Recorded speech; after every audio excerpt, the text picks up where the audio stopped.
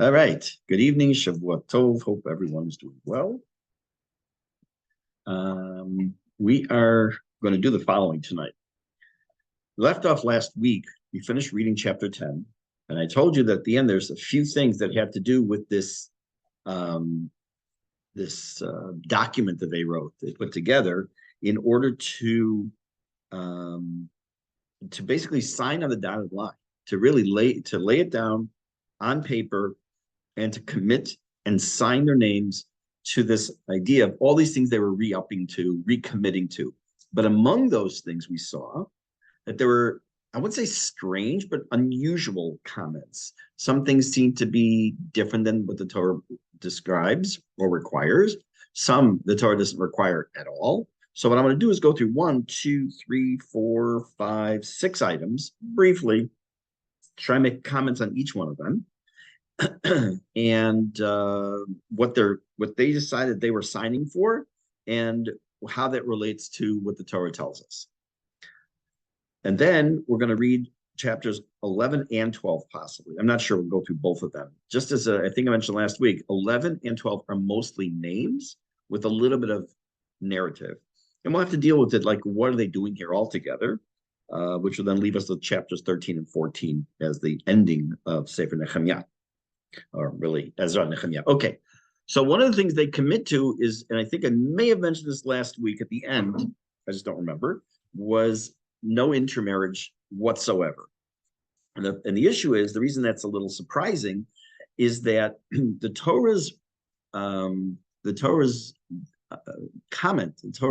prohibits marrying the Shivat Amami, meaning the 7 nations that inhabited the land of Canaan, Dahainu Eretz Yisrael, before the time of the Yehoshua.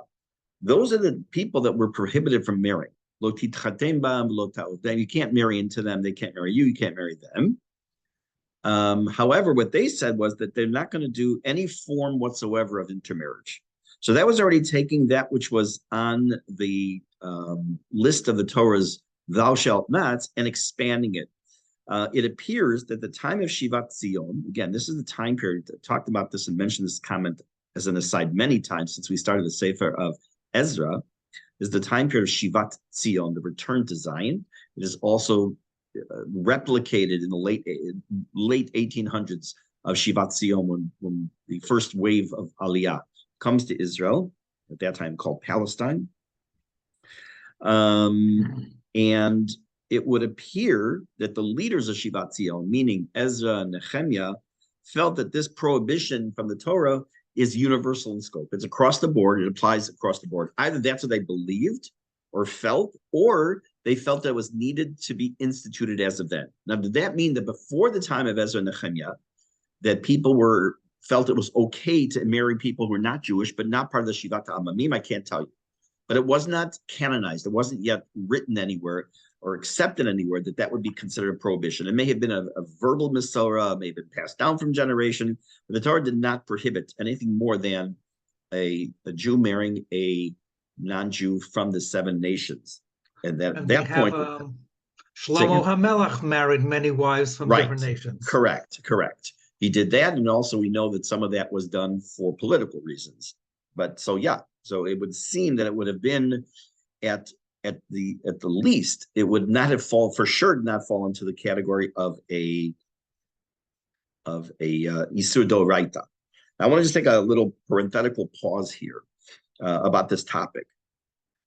In the last 20 years, at least, I have been called numerous times, and I mean numerous times, by people, unfortunately. And the conversation usually starts off the following. Hey, listen, I have a question for you. I don't know what to do. I have a cousin who, I have a brother who, my mom is, and I almost always know what the next sentence is going to be, or the finishing is, marrying someone who's not Jewish. What do I do? It's going to cause a rift in the family if I don't go to the wedding. Do I go to the wedding? Am I allowed to go to the wedding? Am I allowed to give a gift? Do I say Mazel Tov? What do I say? What do I do? It is a very sad state of affairs that this question not only comes up, but it comes up, unfortunately, frequently, taking into consideration that upwards of 70% of American Jews intermarry.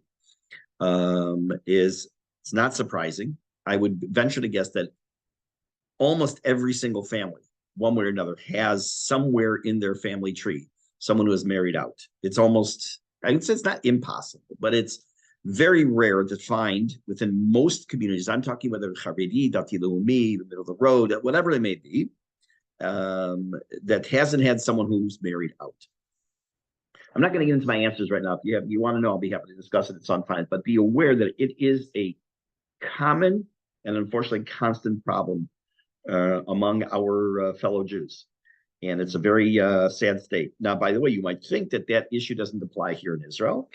Obviously, and maybe it's not obvious, but it applies much, much less because of the interaction between Jew and non-Jew here is usually Jew and Arab, and that's where the organization of not Shevet Achim, what are they called? Yad La'achim kicks in and is a very amazing organization helping women, especially who've been taken in by Arab husbands and helping free them.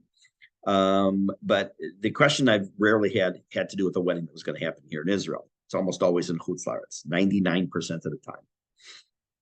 Again, the answers are somewhat straight as far as I'm concerned, but I can discuss that maybe at a later time. The next topic had to do with Shabbat. There is in the Torah no direct prohibition of doing business on Shabbat. At least it would seem that way. So what the Malbim says, so they said they wouldn't do any business on Shabbat. That's one of the things they signed on. So it would appear that the oath goes, in this case, beyond what the Torah tells us. And the Malbim says exactly this, that how do we understand what exactly is this extension? What is it that they're doing? So Rambam says that the truth is that the business dealings themselves may not be asur min haTorah, but because they lead to prohibitions from the Torah, dealing with all kinds of things that could come up, whether it's writing, monetary, dealing with money and things of that nature. By the way, Muktzah is not in Isur D'Oraita. They are doing now is not only accepting upon themselves the things that are prohibited in the Torah, but also building the fence, the proverbial fence around the Torah. Torah. We know that Pirkei Avot, very first chapter, says you should make a fence around the Torah, and that means that you don't want to just say, okay, this is the letter of the law, and this is exactly what we're going to do, and we're not going to go any further.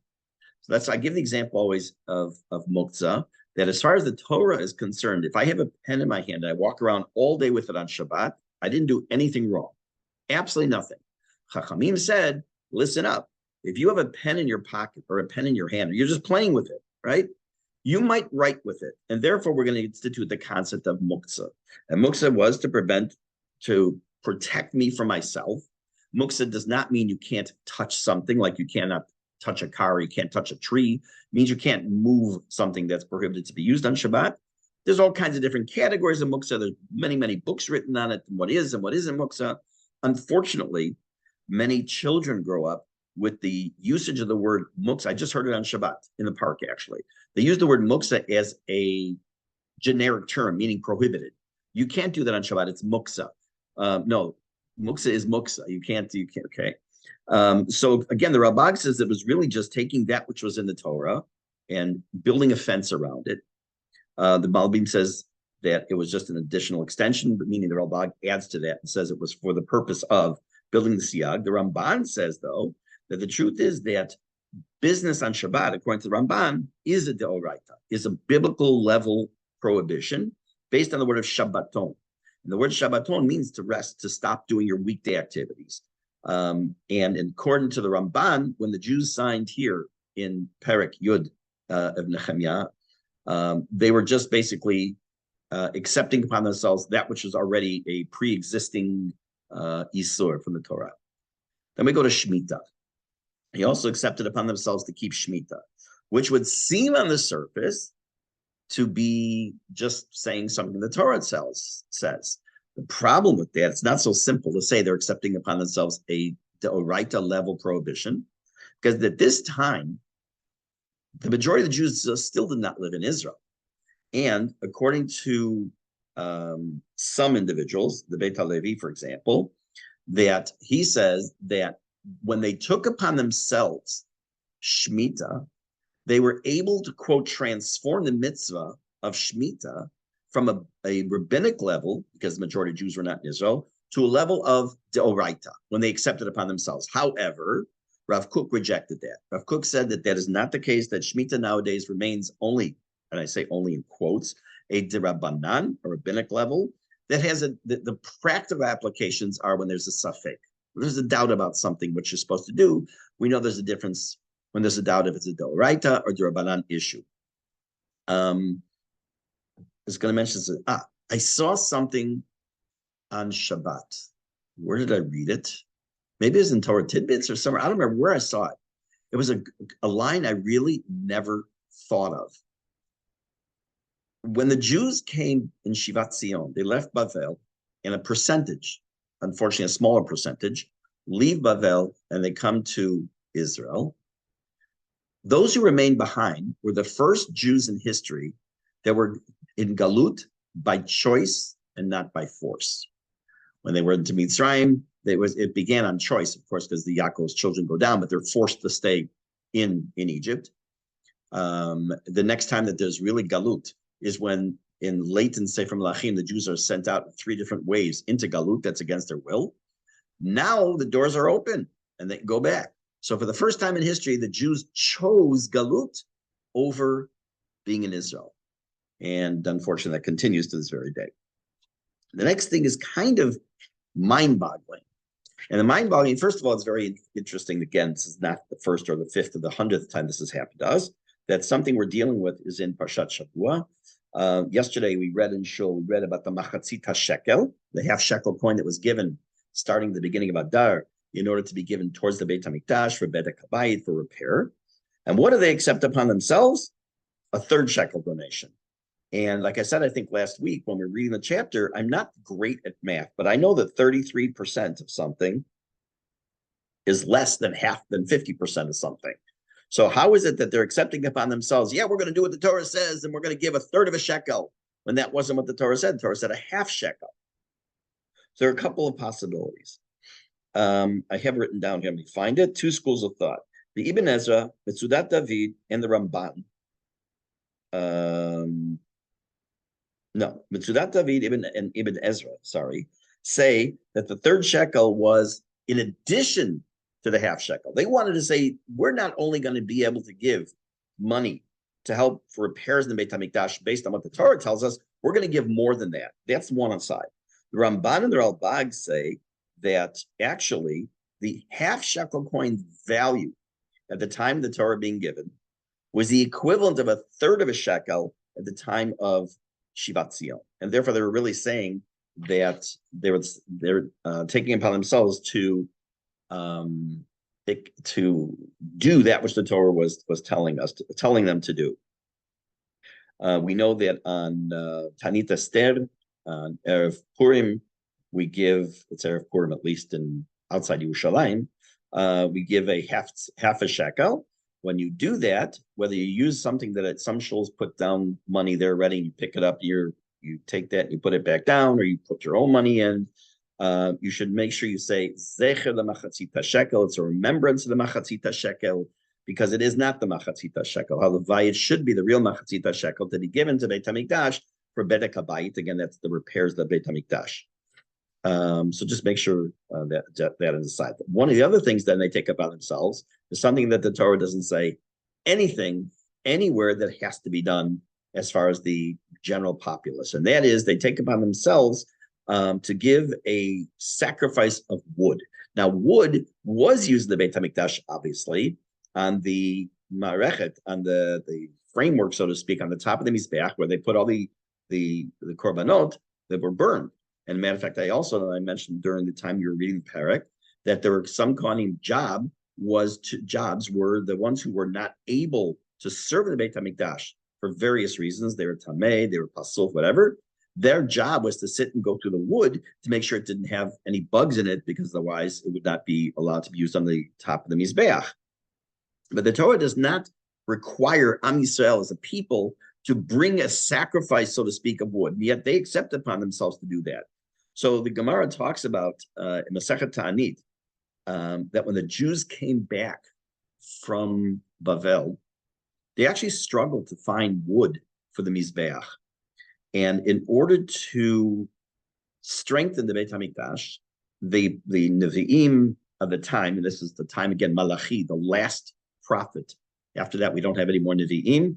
Legislate, they actually make it incumbent upon the Bnei Yisrael, according to, don't remember who, that there would always be families that would donate wood to the Mizbeach, so that they, once you say that you're going to do something, you commit to doing something. Let's assume for a second that there's a shortage now of X in Israel, and people say, okay, I'm going to make sure we're going to have it, and I want 1,000 volunteers to say you're going to make sure you get it. So by doing that, by people signing on and saying, now I'm going to make sure you're giving chizuk to the people, you're giving chizuk to the Mizbeach and Beit HaMikdash, and that's what was happening here. That's why they take upon themselves, for the Gemara and Tanit, that they were going to bring wood to the Beit HaMikdash, and it's definitely me'alu me'ever, above and beyond that which the Torah requires. Let's talk about bikurim. The obligation of bikurim. First, what is it? When a person would grow fruit from the Shivat Haminim, the 7 species here in Israel, the first fruits that would grow, as they saw them growing, the person would take a red thread, not the fake pretend, what's it called? Avodah Zarah of red bendela that these people, these shysters, try to sell you at the kotel. I always like never mind, I'm not going to get to that. And they would tie a thread around and say, this is like the bikurim, this is the first fruit, like the word bechor. And then when they would become mature, they would be taken and put in baskets. They'd be brought to Yerushalayim, and they'd be brought to the Beit HaMikdash, and there was a whole ceremony that would take place, and that's what we know as the Vidui Maaser, which we also mentioned on the night of Pesach. But that was only for the Shivat Haminim. What seems to happen here is, according to some opinions, they accept upon themselves, the Gemara in the Yerushalmi says that they accepted upon themselves to bring bikurim from every fruit. Anything they grew. They grew apples, they're going to bring bikurim. Oranges, bikurim. However, I'm looking at my notes, the Ibn Ezra, the Ralbag, and the Malbim say that even though it seems that way from the text, that they're saying it about all the different fruits, they really only refer to this Shivat Haminim, or the 7 species. Sudat David says that he seems to be a lone voice in this, that they were actually extending the Deoraita level beyond the Shivat Haminim and saying that it really applied to any fruit that was grown. Would there be an Isur to bring other fruit? I don't know. Probably not, because otherwise they wouldn't have been allowed to do this. Would they have dealt with it in the Beit HaMikdash if, in fact, they did bring bikurim? Would they have dealt with it the same way? I don't know. But the overwhelming majority seem to indicate that this was not really bikurim beyond the Shivat Haminim. And by the way, I also have a note here. It says that Rashi also held that the bikurim, they were trying to extend this beyond not just Mitzvah David, but also Rashi said that they were really trying to extend this requirement for bikurim beyond the Shivat Haminim. So kind of to summarize this chapter, there was a renewal of adherence to the Torah. We have to put this into context. Remember, this is a generation that needed a tremendous amount of chizuk. This is a generation that had fallen prey to a lot of problems that they brought with themselves from Chutz La'aretz. This is a generation that did not grow up with a Beit HaMikdash. Now, some of the older people, we know that the early part of Sefer Ezra, when they first begin the Beit HaMikdash, they're crying because they knew what the first Beit HaMikdash looked like. Whether some of these people are still alive, I couldn't tell you. That's a source of dispute among Chachamim as to what point exactly is happening here. How long later is this after the initial wave comes to Israel? But in any case, they're starting a little bit of a turn. And I mentioned this also a bit in passing last week. They're making this little turn to what we call nowadays is Rabbinic Judaism. Rabbinic Judaism is taking the word of the Torah and then trying to build on that and more mitzvot, expand the mitzvah, protect the mitzvah beyond what it says in the Torah and beyond what it said in what we would have gotten in Torah Shebe'al Peh. Bezrat Hashem, when we deal with the time period of post Shivat Zion, when we talk about the time period after destruction of Beit HaMikdash, when we finish Sefer Nehemia, we'll talk about how that even expands to much greater, so that to this very day we have things that we do as a result of that. But they're moving from the time period of the Nevi'im, where the Nevi'im were telling what was Hashem's desire, what was needed to be done, what shouldn't be done, to no more Nevi'im, just a couple of generations into Shivat Zion with the death of Malachi, and the beginning of what would become known as Rabbinic Judaism. So let's move into, we're going to look at the next chapter, but before we start the next chapter, I want to show you we're going to actually read one pasuk, and then we're going to look at a slide. First, let's take a look at the next chapter. I'm going to start with, as soon as I call it up here on my screen. Okay, Perek Yud Aleph. I'm going to read just the first two psukim, and then I'm going to read something from the Ralbag that will act as a bit of an introduction to this chapter. Okay, Perek Yud Aleph, pasuk Aleph, chapter 11. Vayeshvu sarei ha'am b'Yerushalayim. The officers settled in Yerushalayim. Remember, this is apparently after this last chapter. I say apparently because I will just kind of give you a bit of an update. This chapter and the next one, which, like I told you, is mostly names, is a question when exactly, first of all, why is it written all together? Because it's mostly names. And second of all, what's it doing here? So it seems to be, what the majority seem to say, is that Ezra and Nehemiah have many lists, and there were other lists that needed to go in. But but Nehemiah waited to put it till later in the book because it wasn't part of the regular flow of the book. Because as we finish Yud Aleph and Yud Bet, you'll see that Yud Gimel Yud Daled is the winding down of the Sefer. Vayeshvu sarei ha'am b'Yerushalayim, the officers settled in Yerushalayim. Ushar ha'am, and the rest of the people, hipilu goralot, they drew lots. La'avi echad min asara la'ashev b'Yerushalayim ira kodesh, to have 1 out of 10 people settle in Yerushalayim, the holy city. V'tesha hayadot be'arim, and the other 9/10 would stay outside Yerushalayim. We'll come back to this in a minute. Let's read one more pasuk. Vayevarchu ha'am, and the people gave their bracha. L'chol ha'anashim ha'mitnadvim l'shevet b'Yerushalayim. They gave their blessings to all those who willingly settled in Yerushalayim, as opposed to those who, in addition to those who were chosen by lottery. Okay, so let's first, before we look at the Ralbag, let's talk a little bit about what's going on here.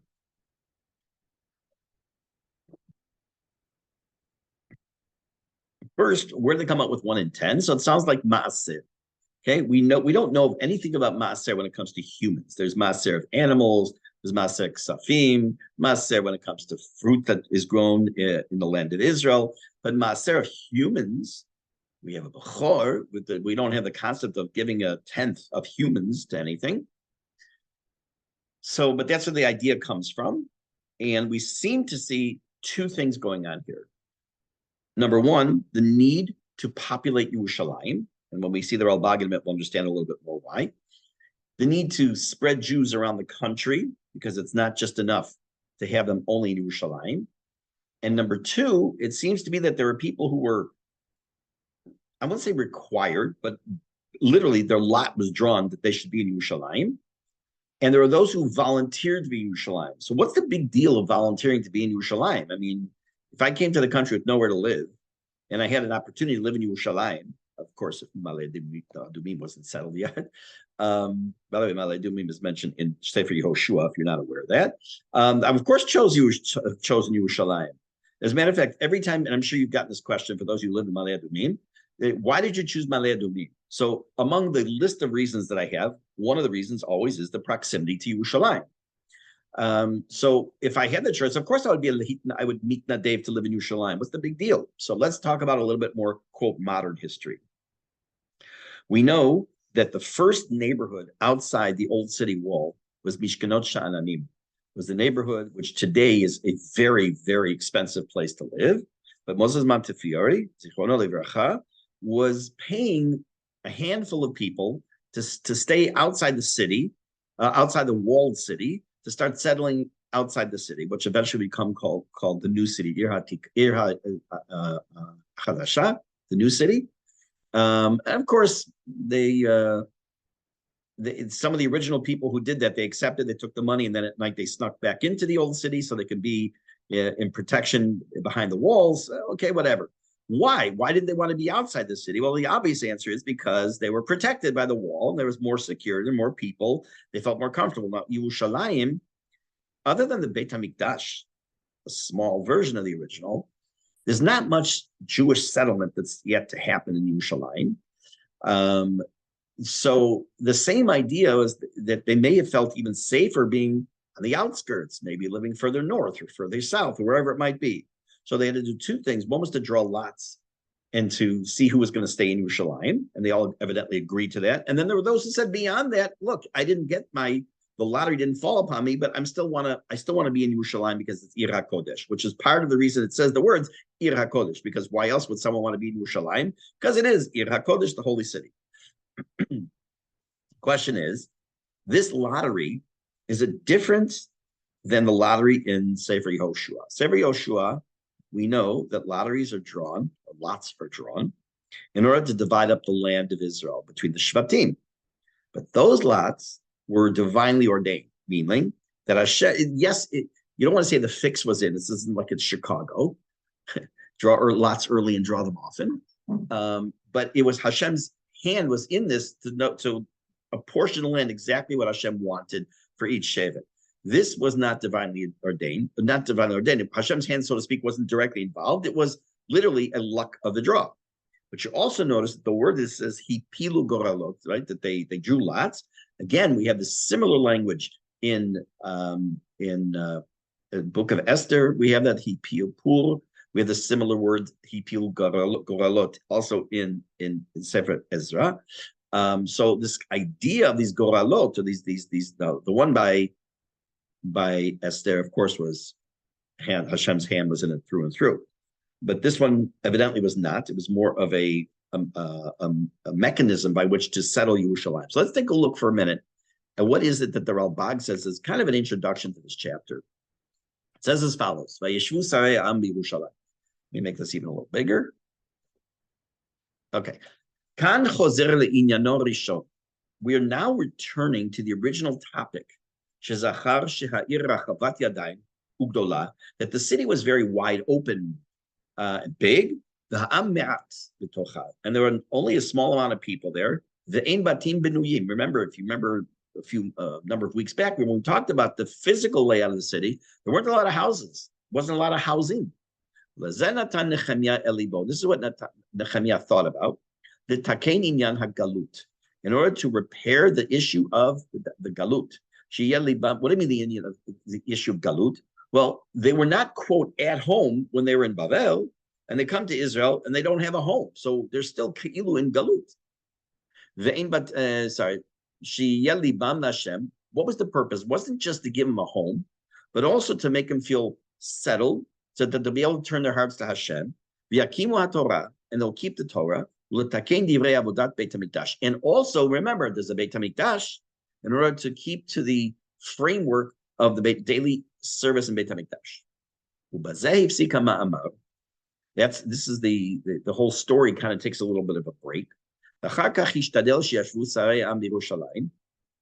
which the people tried to settle the ministers, the princes in the city of Yerushalayim. And they drew lots. For 1%, 10% of the rest of the people, to settle Yerushalayim.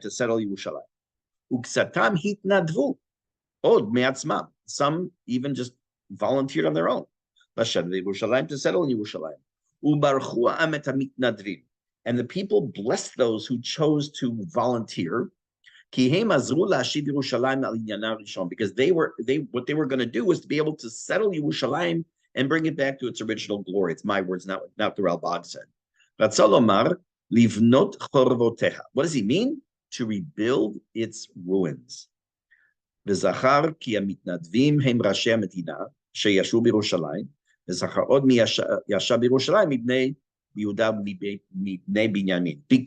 these people made such a significant contribution, says the Ralbag, now the chapter is going to give us the names of these people. So now we see that this theme is run through all of Sefer Ezra, all of Sefer Nehemiah. When you step up and you do the right thing, even though you seem to be the minority, whether it's the people coming back, the first wave of Aliyah, people coming back, the second wave of Aliyah, the people who are signing on a document, the people who are coming and settling in Yerushalayim, your name deserves to be mentioned.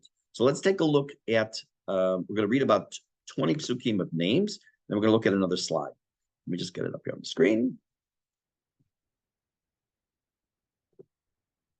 Okay, here we go. We're going to start in Pasuk Gimel, and it's kind of just going to run through this. And again, I said this multiple times in Sefer Ezra and Sefer Nehemiah. We could just read the names yourself at home, but they deserve their names to be mentioned.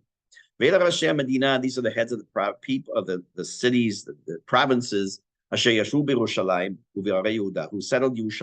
and the area of Yehuda. They settled their own towns and their own property. All these titles and all these names we're about to see are among other names we've seen before. In Yerushalayim, some people from Sheba Yehuda and some from Binyamin settled. Ibnei Yehuda, Taya ben Uzziah, ben Zechariah, ben Amariah, ben Shephatiah, ben Mahalalel, ben Ibnei Peretz, Ma'aseiah ben Baruch, ben Kol Chozeh, ben Chazayah, ben Adayah, ben Yoyariv, ben Zechariah, ben Hashiloni. Kol b'nei Peretz hayoshim Yerushalayim, all the people, the family of Peretz that lived in Yerushalayim, 468 anshe chayil. It gives us a total of 468. Literally means they're men of valor. They're warriors. They're not warriors, really not the right word. They're strong people. All of us who've made Aliyah, when you first told your community, not so much your families, but the communities you came from, whether it was within the last year or 40 years ago, the reactions were varied for everybody. Some people will probably react, what are you, crazy? What are you doing? Some people will go like, why would you want to make Aliyah? They're just flabbergasted. Some people were, and what I had a lot of was, wow, that's fantastic. And by the way, here's why I'm not going. And some would just say, you're very brave. And in a sense that this is what this is recording for us, that these people were very brave in the fact they wanted to stay in Yerushalayim, they wanted to be there to help settle the city. Pasuk Zayin. By the way, one of the things I saw myself multiple times. I came here a bunch of times during the early days of the Second Intifada with groups. And originally the groups were just a handful of people, and we felt that even if we just sat in a hotel room for the whole week, didn't make a difference. We came to Israel and we needed to be here. We went into areas like Ben Yehuda, when at that time it was absolutely, totally empty. You could, like I said to people, those of you who were here then, you could take a bowling ball and put it at the top of Ben Yehuda, roll it down to the bottom, and you wouldn't hit a single person. And I couldn't tell you how many stores I saw in Ben Yehuda, on Yafo, and King George, where they had little signs in the window, welcome brave tourists. And it was heartbreaking because people were not coming. So here we see this theme that repeats itself in Jewish history. Pasuk Zayin, number 7, Ve'elu b'nei Binyamin, Salu ben Meshulam ben Yoed ben Pedaya ben Kolaya ben Ma'aseiah ben Itiel ben Yishaya. Nacharav Gabai Salayt Shameot 28. So they have another 928 people named who are settling in Yerushalayim. Yoel ben Zichri Pakid Alehem, Yehuda ben Hasnu'a ala Ir Mishneh. Yoel was the one who was put in charge of them. And Yehuda was the son of a man named Hasnu'a, was the one who was second in command. I mean, Kohanim, from the Kohanim that came and stayed there. Yedaya ben Yoyariv Yachin, Sraya ben Chilkiah ben Mishulam ben Tzadok ben Mirayot ben Achituv, Negid Beit Elokim. They were this Mirayot ben Achituv was the chief, like the CEO, so to speak, of the Beit HaMikdash. We saw that back in Sefer Ezra also, that he was in charge of the day-to-day running of the Beit HaMikdash and all the things that would happen. You'd bet 12. Second. Their brothers who worked in the Beit HaMikdash, there were another 822 Kohanim. Va'adaya ben Yerocham ben Pelaliah ben Amtzi ben Zechariah ben Pashhur ben Malkiah. Ve'achav Rashim le'avot, and his brothers, they were heads of the various households. 242, another 242 people. Va'amashsi, Sai, some names are tough. Ben Azarel, Ben Achzi, Ben Meshilemot, Ben Imer, V'achehem, Giborei Chayil, again referring to them as valiant. Me'a Esrimu Shmona, Upakid Alehem Zavdiel Ben Hagidolim. And the one who was in charge of this 128, or the ones the prior pasuk as well, is the one in charge was the man named Zavdiel. Umina Levi, that was the Kohanim. Umina Levi. What about the Leviim?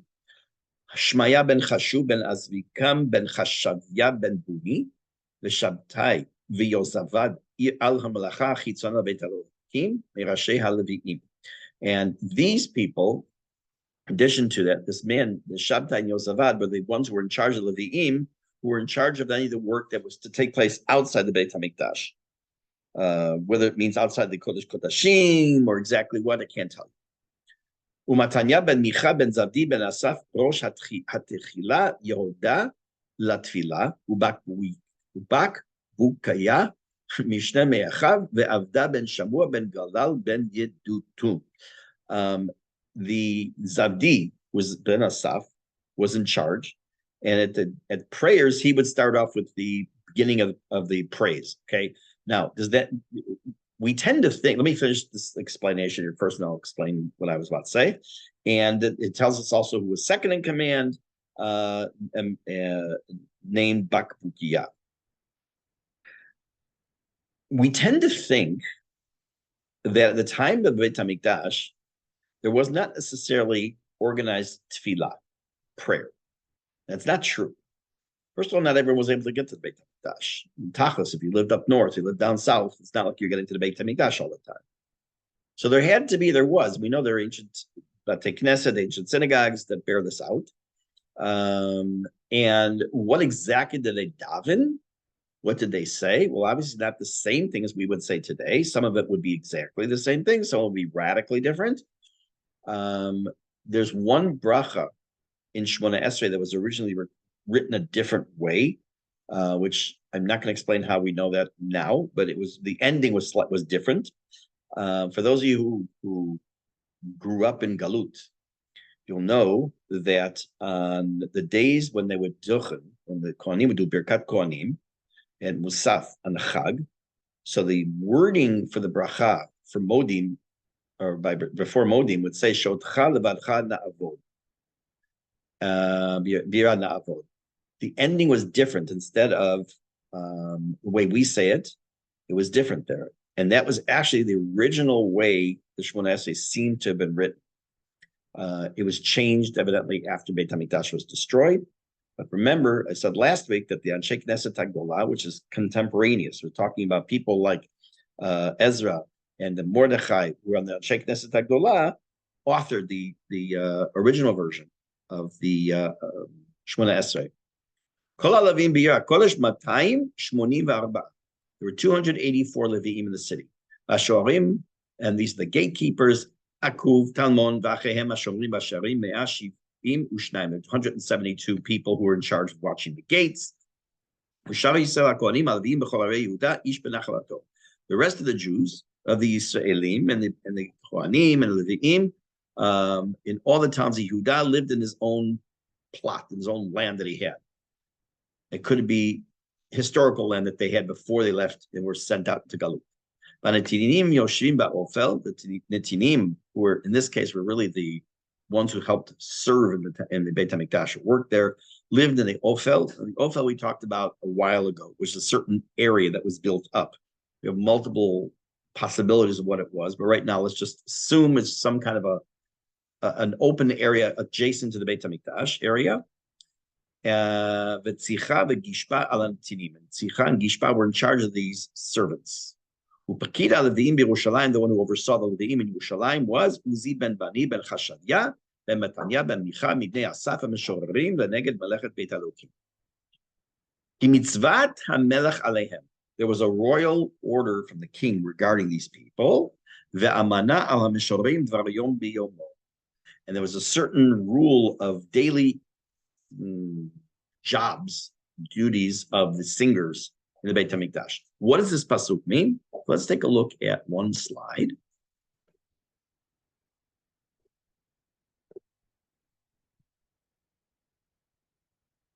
Make this smaller so you can actually see it.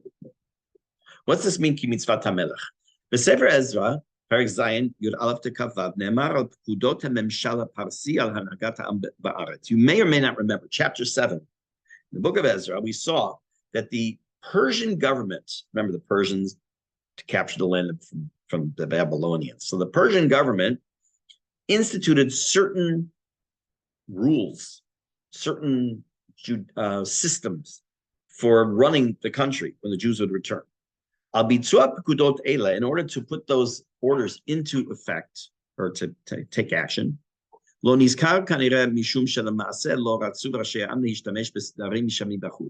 it doesn't really mention exactly what was done because it appeared that they really didn't want to have someone dictate to them what needed to be done, someone from the outside. For example, it's not like you would want the ambassador of the United States from the United States to Israel to comment on what's going on in Israel. That would never happen, God forbid, because that would be breaking all protocol. Here it says, in spite of that, there was a body in Yerushalayim who actually did oversee and deal with these various charges that the king had set in place for the Jews.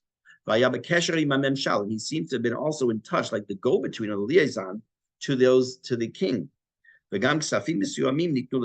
was also a budget that was set aside by the king for these various, whether it was for the singers or some others, to put them into effect in Israel when the Jews were taking up residence, and then also when they were working in the Beit HaMikdash. Let's do a couple more psukim.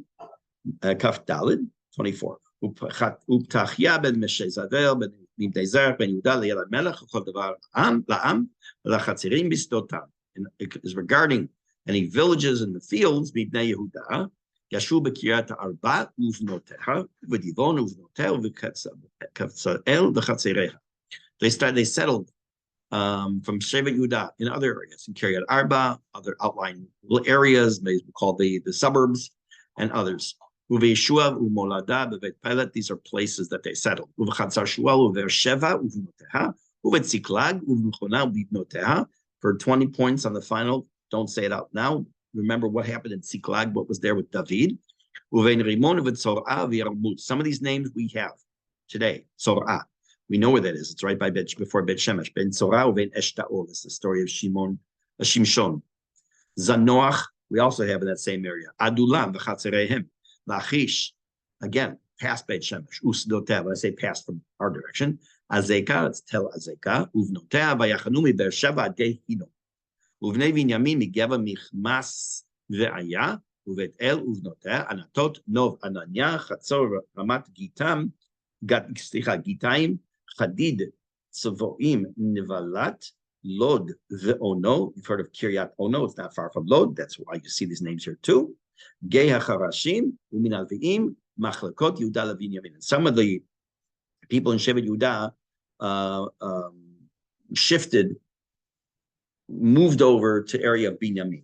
So that last pasuk we're going to pick up with next week because you have to understand that one. Let me just check something here. Hold on. Where is this? 26th? Yeah, February 26th. Next Sunday at Bezrat Hashem we have class. So what I'm going to do is I'm going to pick it up next week. I want to explain this last pasuk. We're going to read Perek Yud Bet. It's not going to take us long again because that's really mostly more names. And then I'll give you an introduction to the last two chapters of Yud Gimel and Yud Dalet. So that's the syllabus for the next couple of weeks. Bezrat Hashem. Meantime, have a Shavua Tov, everybody. And thank you for being here. And should just be, we're coming in tomorrow night. Bezrat Hashem, actually 2 days is going to be the real Rosh Chodesh, but Shenichnas Adar Marbin B'Simcha. We should just be a month of Simcha, a month of joy, and the true Geulah that we really need, the Karov. Have a good evening.